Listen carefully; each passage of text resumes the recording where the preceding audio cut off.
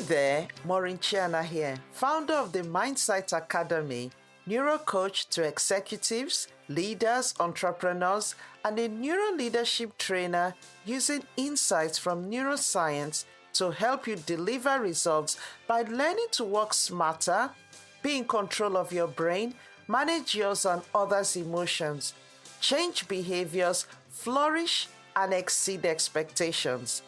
Welcome back to another episode of Lead to Excel podcast. I'm so thrilled to be back after the summer break. I'm so excited about the podcast that we've got lined up with a lot of interesting guests and powerful topics. Topics that will really help you understand how you can rewire your brain to thrive in every aspect of your life. Today, my podcast is titled, Is Your Relationship with Money Hindering Your Progress? So let's get into this podcast. Get your drink, whatever that might be. Relax, put your feet up, and listen in. I'll start by asking you a question. Is your relationship with money hindering your progress? There's a quote that says, if you want to change the fruits, you will first have to change the roots.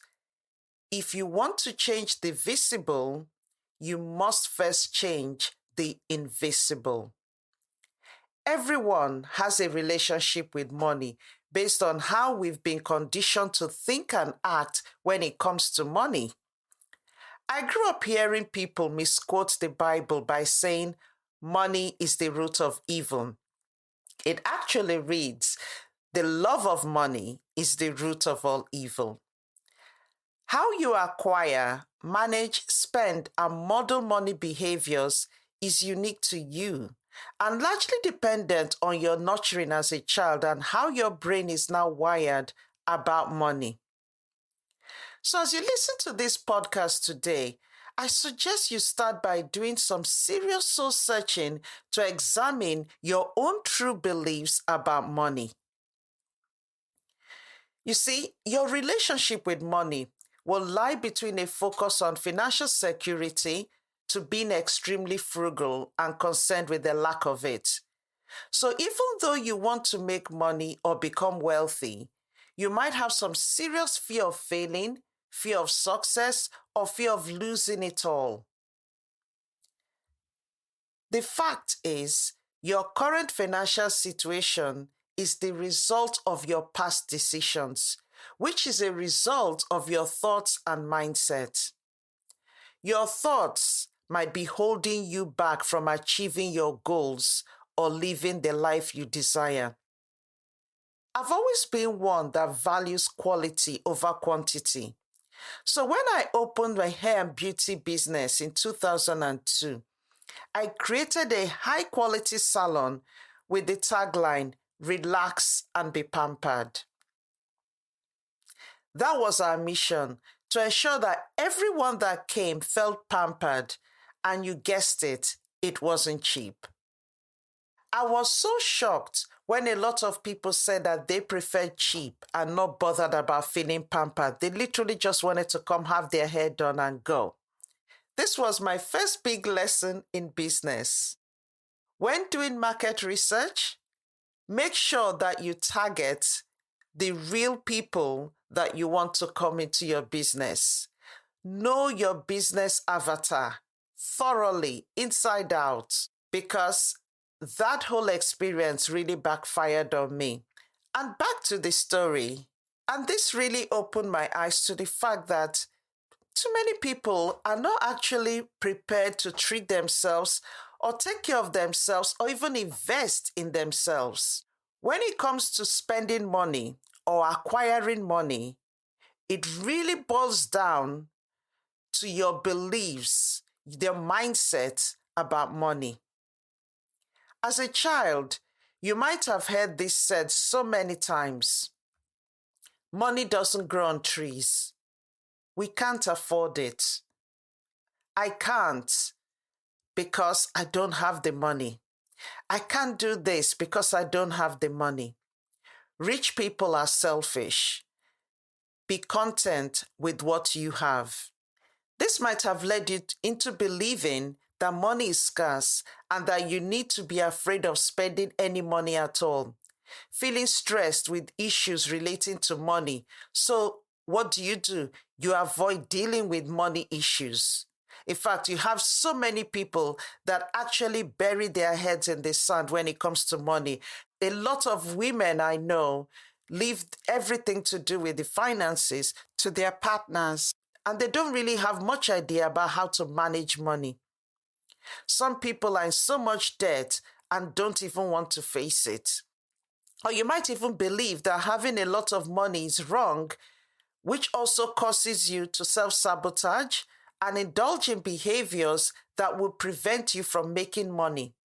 Like not asking for a pay rise when you know that you deserve it. You've worked so hard for it, but you hold yourself back from asking. Also, for some, it's also not having a retirement plan. It could be that you find yourself overspending consistently, and this is part of the self-sabotage. I've mentioned that another thing a lot of people do is stay in debt or avoid increasing your prices as an entrepreneur. And your brain comes up with a lot of reasons why you shouldn't. Or will people buy it? What if I lose my customers? And a lot more reasons that our clever brain comes up with to keep us where it believes that we should be.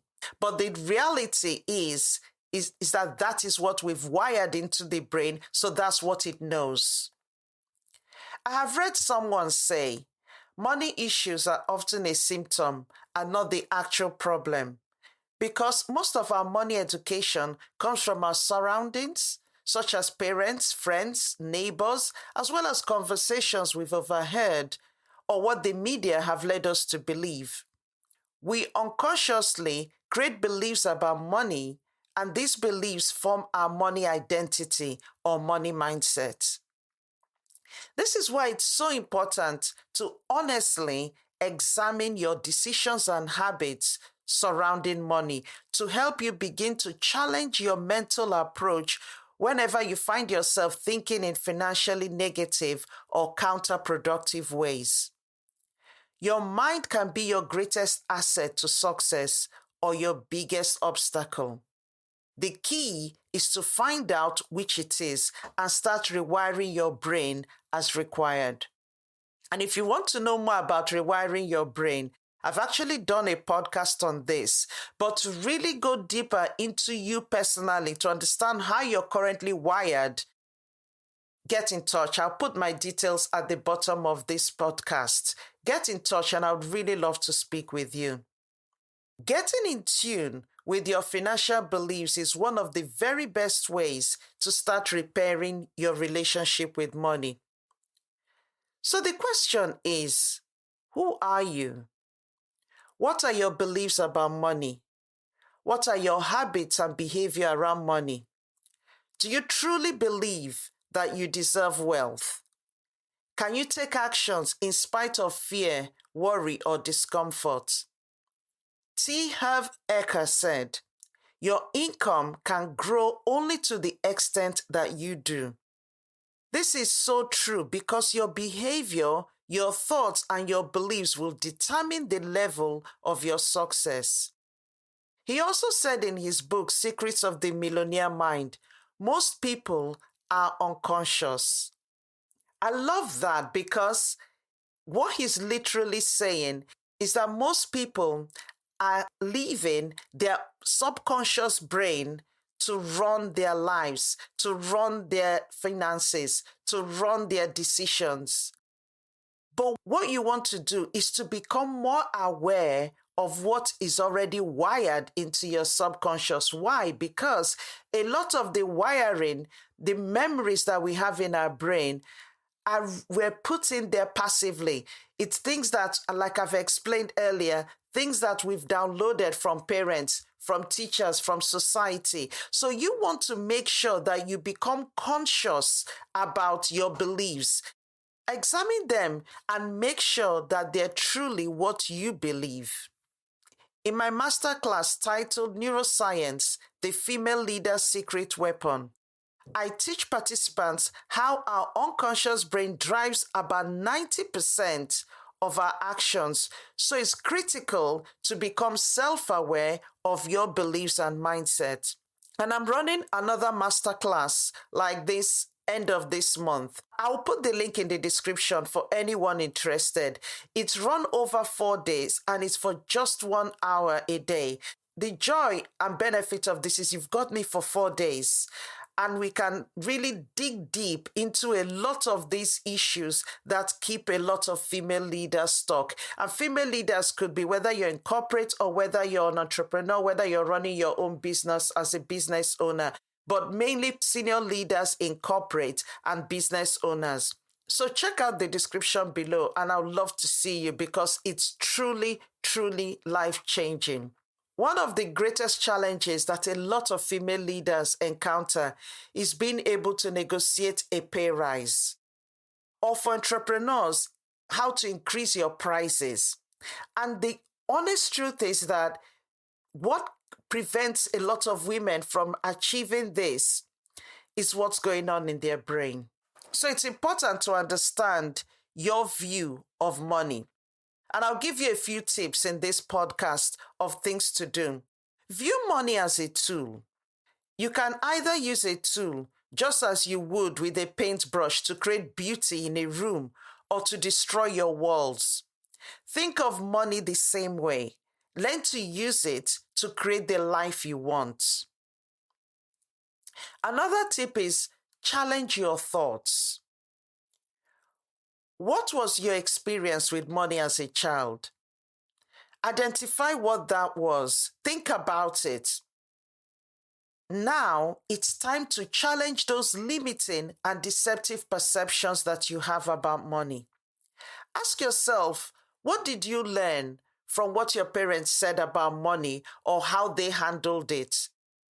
This might actually bring up some thoughts like money is hard to get, or only certain type of people have the ability to have a lot of money.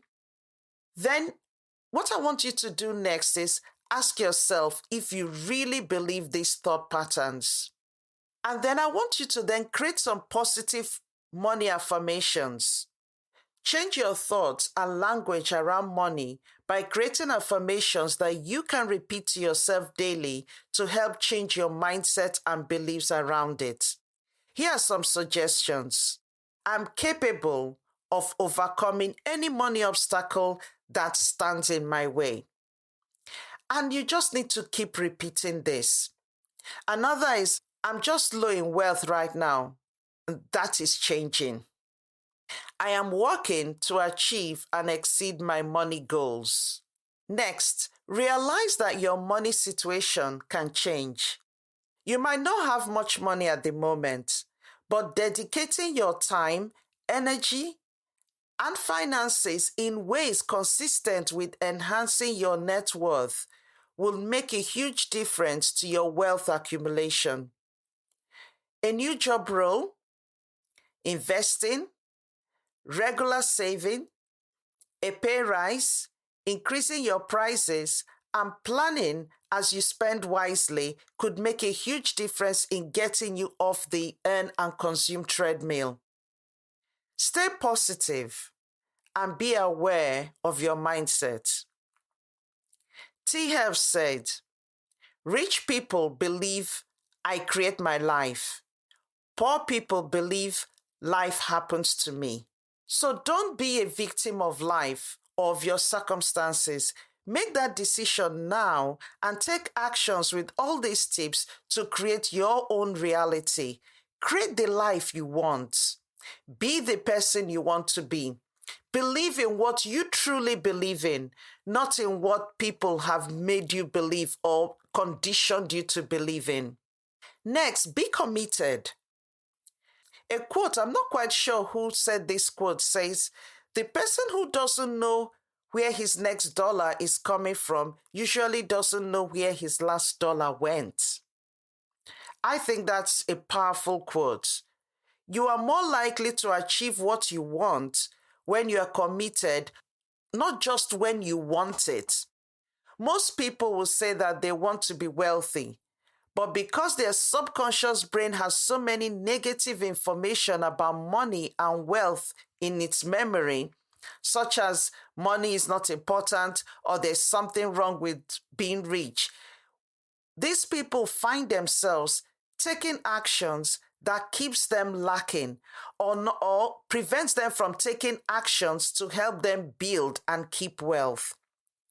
So now, what are some of the possible negative beliefs that you have around money or being rich or being wealthy? It's also worth paying attention to your spending habits, your saving habits, and how you feel when you spend or how you feel when you help others. Because understanding how your choices impact on your mental and emotional well-being would also help you build a positive relationship with money. Denise Duffield Thomas recommends in her book titled Get Rich Lucky Bitch.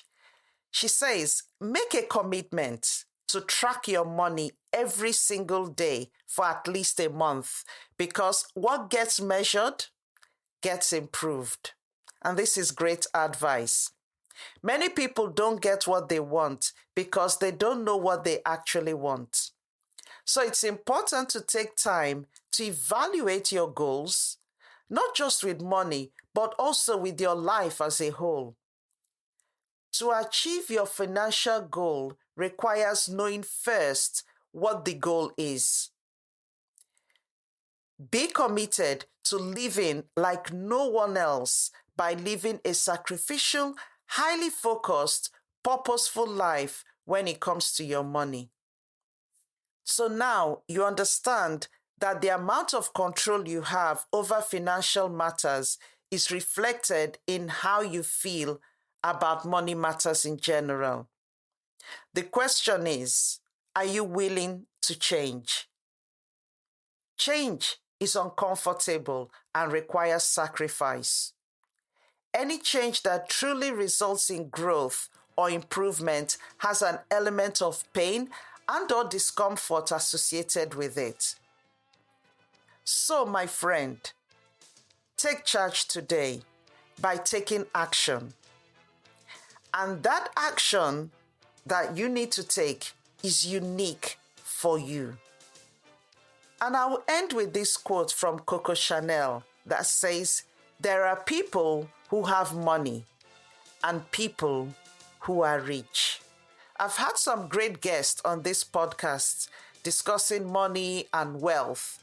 So have a look through the podcast and just listen to them, because they will really help you and enable you to build a positive relationship with money, so that money will become an enabler for you and not something that hinders your progress. Okay, 3 things before we finish today. Have you subscribed to this podcast? If you haven't, make sure you click that subscribe button wherever you listen to this podcast, because once you subscribe, you will not miss an episode. And as usual, if you have a topic you would love me to speak about or bring a guest on, do let me know by leaving a review. Finally, do have a fantastic week. And remember that you are limitless. So I look forward to seeing you in our next episode. Bye for now.